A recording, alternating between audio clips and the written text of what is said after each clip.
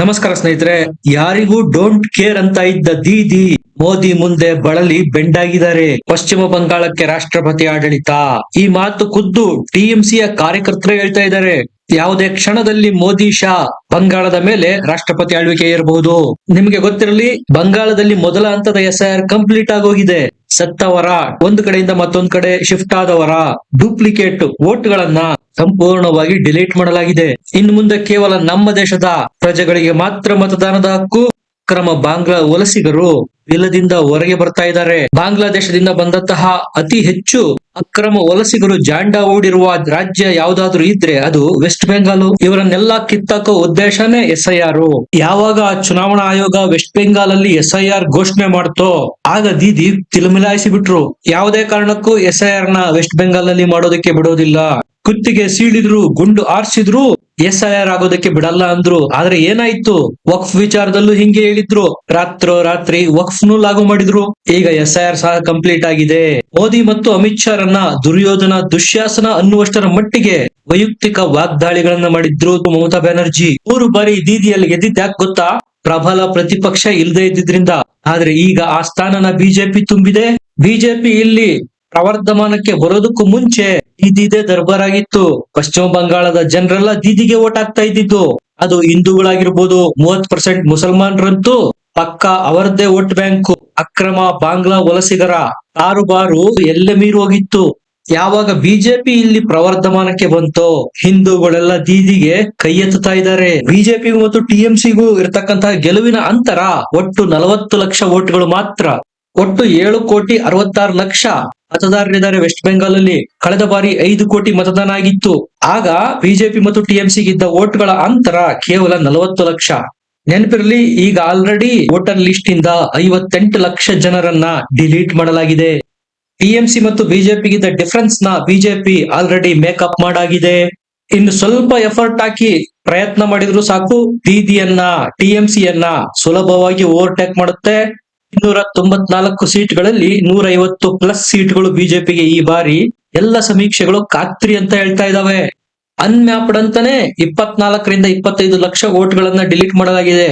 ಅನ್ಮ್ಯಾಪ್ಡ್ ಅಂದ್ರೆ ಏನಪ್ಪಾ ಅಂದ್ರೆ, ವೋಟರ್ ಲಿಸ್ಟ್ ಅಲ್ಲಿ ಮತದಾರರ ಹೆಸರಿರುತ್ತೆ, ಆದ್ರೆ ಅವರ ಅಡ್ರೆಸ್ಗೆ ಅವರನ್ನು ಹುಡುಕೊಂಡು ಹೋದಾಗ ಮತದಾರರು ನಾಪತ್ತೆ, ಅಲ್ಲಿ ಅವ್ರು ಇರೋದೇ ಇಲ್ಲ. ಇವರೆಲ್ಲ ಯಾರು? ಆಬ್ವಿಯಸ್ಲಿ ಅಕ್ರಮ ಬಾಂಗ್ಲಾ ವಲಸಿಗರು. ಯಾವಾಗ ಎಸ್ಐಆರ್ ಶುರು ಆಯ್ತೋ ಮನೆ ಮಠ ಆಸ್ತಿ ಪಾಸ್ತಿ ಎಲ್ಲ ಬಿಟ್ಟು ಪರಾರಿಯಾಗಿದ್ದಾರೆ ನೋಡಿ. ಈಗ ಒಟ್ಟಾರೆ ಡಿಲೀಟ್ ಆಗಿರುವ ಎಲ್ಲ ಮತಗಳನ್ನು ಸೇರಿಸಿದ್ರೆ 85 ರಿಂದ 90 ಲಕ್ಷ ಆಗುತ್ತೆ. ಇವರೆಲ್ಲ ದೀದಿಗೆ ಮತ ಹಾಕೋರು ನೋಡಿ. ಇನ್ನು ಇದರಲ್ಲಿ ದೊಡ್ಡ ಟ್ವಿಸ್ಟ್ ಇದೆ. 40 ಲಕ್ಷ ಡಿಫರೆನ್ಸ್ ಏನಿದೆ ಅದನ್ನ ಆರಾಮಾಗಿ ಈ ಬಾರಿ ಬಿಜೆಪಿ ಮೇಕಪ್ ಮಾಡ್ಬಿಡುತ್ತೆ. ಇದರಲ್ಲಿ ಬೋನಸ್ ಸಿಗ್ತಾ ಇದೆ ಬಿಜೆಪಿಗೆ. ಅವೆಲ್ಲ ಬಾಂಗ್ಲಾದೇಶದಿಂದ ಭಾರತಕ್ಕೆ ಬಂದಿರತಕ್ಕಂತಹ ದಲಿತ ಸಮುದಾಯದ ಹಿಂದೂ ವೋಟ್ಗಳು. ಮತುವಾ ಸಮುದಾಯ ದೊಡ್ಡ ಸಮುದಾಯ ಇದು ಬಾಂಗ್ಲಾದೇಶದಲ್ಲಿ. ದಲಿತ ಹಿಂದೂ ಸಮುದಾಯ ಇದು. ಇವರು ಭಾರತಕ್ಕೆ ಬಂದಿದ್ದಾರೆ. ಇವರಿಗೆ ಬಿಜೆಪಿ ನಾಗರಿಕತ್ವ ಕೊಡ್ತಾ ಇದೆ ಭಾರತದ್ದು. ಇವರು ಕಡಿಮೆ ಅಂದ್ರೂ 28 ರಿಂದ 30 ಲಕ್ಷ ಅಂತ ಹೇಳಲಾಗ್ತಾ ಇದೆ. ಈಗ ಸಿಟಿಜನ್ಶಿಪ್ ತೆಗೆದುಕೊಂಡಿರ್ತಕ್ಕಂತಹ 28 ರಿಂದ 30 ಲಕ್ಷ ಮತುವಾ ಸಮುದಾಯದ ವೋಟ್ಗಳು ಬಿದ್ರು ಸಾಕು, ಆರಾಮಾಗಿ ಪಶ್ಚಿಮ ಬಂಗಾಳದಲ್ಲಿ ಟಿಎಂಸಿಯನ್ನ ಓವರ್ಟೇಕ್ ಮಾಡಿ ಬಿಜೆಪಿ 40 ರಿಂದ 50 ಲಕ್ಷ ವೋಟ್ಗಳ ಅಂತರದಿಂದ ಟಿಎಂಸಿನ ಬಗ್ಗು ಬಡಿದು ಬಿಡುತ್ತೆ. ಇಷ್ಟು ದಿವಸ ದಿನಂಪ್ರತಿ ಮುಸ್ಲಿಂ ಓಲೈಕೆ ಮಾಡ್ತಾ ಇದ್ರು ಮಮತಾ ಬ್ಯಾನರ್ಜಿ. ಈಗ ನೋಡಿ ಎಂತ ದುರ್ದಶೆ ಬಂದಿದೆ, ಹಿಂದೂಗಳನ್ನು ಓಲೈಕೆ ಮಾಡೋ ಪರಿಸ್ಥಿತಿ ಇದೆ. ಬಾಂಗ್ಲಾದೇಶದಿಂದ ಬಂದಿರತಕ್ಕಂತಹ ಹಿಂದುಳಿದ ದಲಿತ ವರ್ಗದ ಹಿಂದೂ ಮತುವಾ ಸಮುದಾಯದ ತಲೆ ತಿಕ್ಕೋ ಪ್ರಯತ್ನ ಮಾಡ್ತಾ ಇದ್ದಾರೆ. ಆದ್ರೆ ಅವರಿಗೆ ನಾಗರಿಕತ್ವ ಕೊಡ್ತಾ ಇರೋದು ಬಿಜೆಪಿ. ಸಹಜವಾಗಿ ಅವರು ವೋಟ್ ಹಾಕೋದು ಬಿಜೆಪಿಗೆ. ಮೇಲೆ ಇದೆ ಲೆಕ್ಕಾಚಾರ, 58 ಲಕ್ಷ ಆಲ್ರೆಡಿ ಡಿಲೀಟ್ ಆಗಿದೆ, 25 ಲಕ್ಷ ಅನ್ಮ್ಯಾಚ್ಡ್ ಬೇರೆ ಇದೆ. ಅದನ್ನು ಚುನಾವಣಾ ಆಯೋಗ ಡಿಲೀಟ್ ಮಾಡಿದ್ರು ಯಾವುದೇ ಆಶ್ಚರ್ಯ ಇಲ್ಲ. ಮತುವಾ ಸಮುದಾಯದ ವೋಟ್ಗಳು ಬೇರೆ ಇದಾವೆ. ಇನ್ನು ಮುಂದೆ ದೀದಿ ಗೆಲ್ಬೇಕು ಅಂದ್ರೆ ಹಿಂದೂ ಮತ ಬೀಳ್ಲೇಬೇಕು. ಆದ್ರೆ ಇಷ್ಟು ದಿವಸ ಇವರು ಹಿಂದೂ ಸಮುದಾಯದ ಮೇಲೆ ಮಾಡಿರೋ ದೌರ್ಜನ್ಯ ಅತ್ಯಾಚಾರದಿಂದಾಗಿ ಇವರಿಗೆ ಹಿಂದೂ ವೋಟ್ಗಳು ಬೀಳೋದು ಕನಸು. ಅವ್ರ ಮೇಲೆ ಆಗಿರ್ತಕ್ಕಂತ ಎಲ್ಲ ದೌರ್ಜನ್ಯಗಳನ್ನ ಪಶ್ಚಿಮ ಬಂಗಾಳದ ಜನ ಬರೆದಿಟ್ಟಿದ್ದಾರೆ. ಬಡ್ಡಿ ಸಮೇತ ಈಗ ಲೆಕ್ಕ ಚುಕ್ತಾ ಮಾಡ್ತಾರೆ ದೀದಿಗೆ. ಸಿಎಎ ಬಂದಾದ್ಮೇಲೆ ಬೇರೆ ದೇಶಗಳಲ್ಲಿ ಇದ್ದಂತಹ ಅಲ್ಲಿ ಅಲ್ಪಸಂಖ್ಯಾತರಾಗಿದ್ದಂತಹ ಹಿಂದೂಗಳು, ಕ್ರಿಶ್ಚಿಯನ್ರು, ಜೈನರು, ಬೌದ್ಧರು ಇವರಿಗೆಲ್ಲ ಭಾರತದ ನಾಗರಿಕತ್ವ ಕೊಡಲಾಗ್ತಾ ಇದೆ ಸಿಎಎ ಅಂಡರಲ್ಲಿ. ಇವರೆಲ್ಲ ಸೇರಿ ವೋಟ್ ಮಾಡಿದ್ರೆ ದೀದಿಗೆ ಈ ಬಾರಿ ಚಳಿ ಜರ ಬಿಟ್ಟು ಹೋಗೋದು ಗ್ಯಾರಂಟಿ. ಫಾರ್ ಎಕ್ಸಾಂಪಲ್ ಹೇಳ್ತೀನಿ, ಯಾವ ಮಟ್ಟಿಗೆ ಹಿಂದೂಗಳನ್ನ ಓಲೈಕೆ ಮಾಡ್ತಾ ಇದ್ದಾರೆ ದೀದಿ ಈಗ ಅಂತ. ಹುಮಾಯೂನ್ ಕಬೀರು ಬಾಬ್ರಿ ಮಸೀದಿಯನ್ನ ಪಶ್ಚಿಮ ಬಂಗಾಳದಲ್ಲಿ ಕಟ್ಟೋದಾಗಿ ಅನೌನ್ಸ್ ಮಾಡ್ತಾನೆ.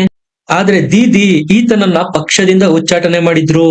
ಯಾರಾದ್ರೂ ಈ ಹಿಂದೆ ಇಂತಹ ಘಟನೆ ಆಗತ್ತೆ ಅಂದ್ರೆ ನಂಬ್ತಾ ಇದ್ರ? ಅದನ್ನ ಇಮ್ಯಾಜಿನ್ ಮಾಡೋದಕ್ಕಾದ್ರೂ ಸಾಧ್ಯ ಇತ್ತಾ? ಪ್ರಬಲ ಮುಸ್ಲಿಂ ನಾಯಕನನ್ನ ಪಕ್ಷದಿಂದನೇ ಉಚ್ಚಾಟನೆ ಮಾಡಲಾಗ್ತಾ ಇದೆ ಅಂದ್ರೆ ಎಲ್ಲೋ ಒಂದ್ ಕಡೆ ಹಿಂದೂ ಒಗ್ಗಟ್ಟು ಪ್ರತಿಫಲ ಕೊಡ್ತಾ ಇದೆ ಅಂತ ತಾನೇ ಅರ್ಥ. ಹಿಂದೂಗಳ ಓಟ್ ಎಲ್ಲಿ ಕಟ್ಟೋನಾಗ್ಬಿಡುತ್ತೋ ಅನ್ನುವ ಭಯ ದೀದಿಗೆ ಶುರುವಾಗಿದೆ. ಹುಮಾಯೂನ್ ಕಬೀರ್ ತಾನು ಅನೌನ್ಸ್ ಮಾಡಿದಂತೆ ಡಿಸೆಂಬರ್ 6ನೇ ತಾರೀಕು ಮುಸ್ಲಿಂ ಬಾಹುಳ್ಯ ಜಿಲ್ಲೆಯಾದ ವೆಸ್ಟ್ ಬೆಂಗಾಲ್ನ ಮುರ್ಷಿದಾಬಾದ್ ನಲ್ಲಿ ಬಾಬ್ರಿ ಮಸೀದಿಗೆ ಶಂಕುಸ್ಥಾಪನೆಯನ್ನು ಮಾಡಿಯಾಗಿದೆ.